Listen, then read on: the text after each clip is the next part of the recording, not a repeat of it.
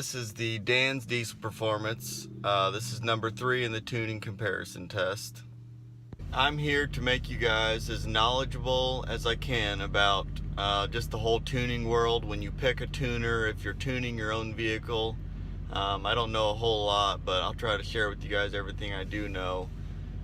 From reliable sources, when you open your injectors up 10%, you open them up 10% longer, you gain 5% more horsepower from doing that, to a certain point, obviously. But if you raise your rail pressure 10%, you actually gain 10% horsepower. So when you raise the rail pressure, it's pretty much like upgrading your injectors to bigger injector, because you can fit more fuel into the cylinder in less amount of time, so you can run less pulse width and less timing.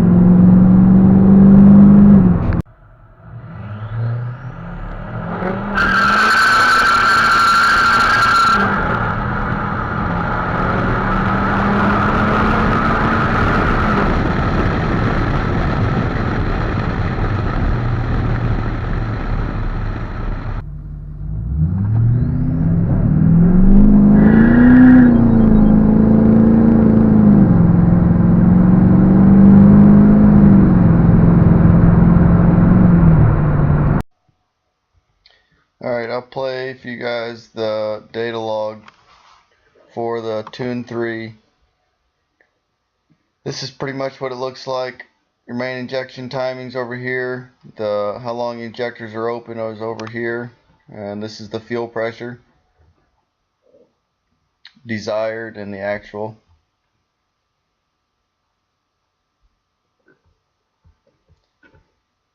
But for what we're doing, I think this is a little bit easier. Alright, you can see right there the highest he has commanded for Tune 3 is 26,100, and that's pretty much stock for LBZ. The reason why it's showing the max that it actually hit 29,000 is because when you let off the throttle being wide open, sometimes you'll get a little bit of a fuel spike. So that's all that is. But you can see in the log I just showed that it pretty much stayed with desired the whole time. Now the most he's commanding is 24.9 degrees of timing and 2215 pulse width. So it's quite a bit lower than PPEI and a little bit higher than the Danville.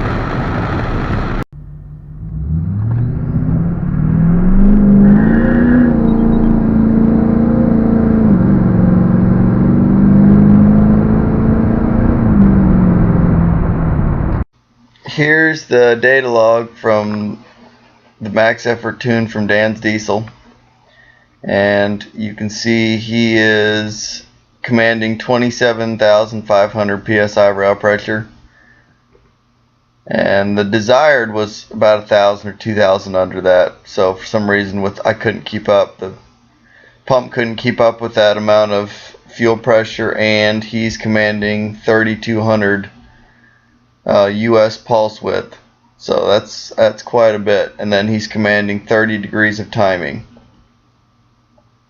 So that's the most I've seen pulse width wise out of any of the tuners. And then that 30 degrees is pretty standard for all of them for max effort. That's pretty much where they've all been at.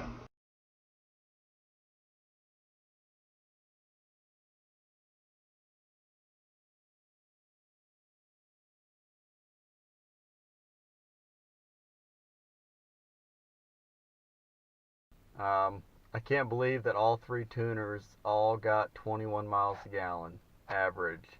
It'll be interesting to see if the rest of the tuners I test will get 21 miles a gallon too. I mean, it's just crazy that they're all exactly 21 miles per gallon average. They're a little smokier than the PPEI. They're about the same amount of smoke as the Danville tunes. Like I said on the last video, one thing I hate about the PPEI is how much timing they run on like a 150 horse tune. A lot of people attribute broken crankshafts to that high timing. There's so many different things you can blame it on. Nothing's been proven yet. So overall, these are awesome tunes. I'll put a link in the description to the Dan's Diesel's website. And we will see you guys next week for the Starlite tunes.